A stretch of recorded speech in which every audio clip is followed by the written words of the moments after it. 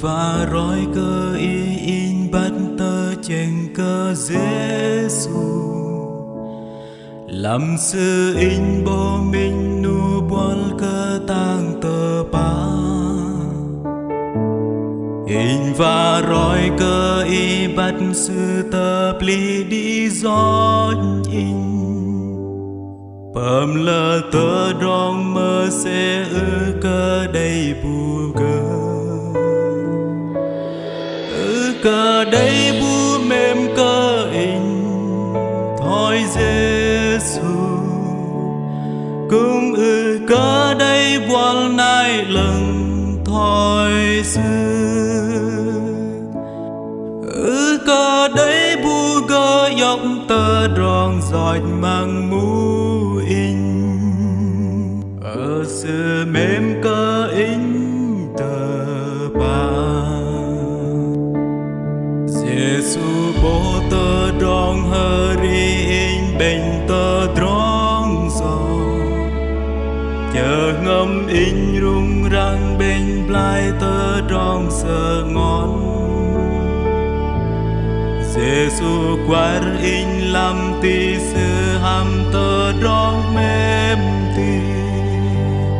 clay cơ nó đuôi ba in rong trong lần tơ bắt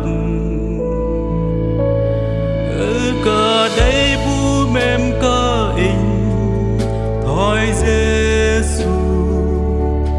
cũng cơ đây buồn nay lần thôi xưa cơ đây bu gơ dọc tơ rong giọt mang mu in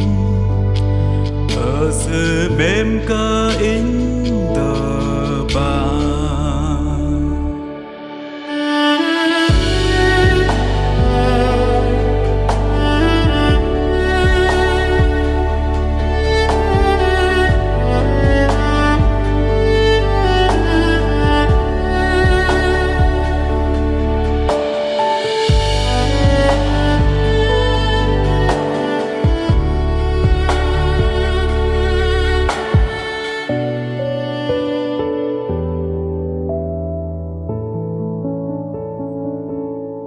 Rim nar sư vây hơ đai in tơ gùng pơ ngol in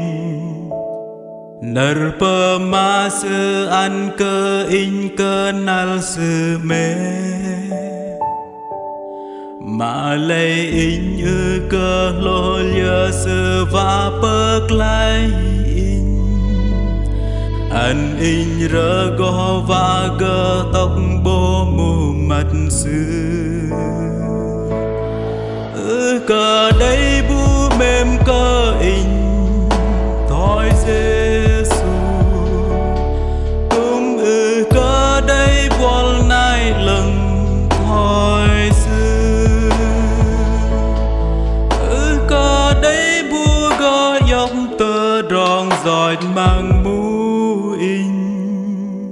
ở sự mềm cơ in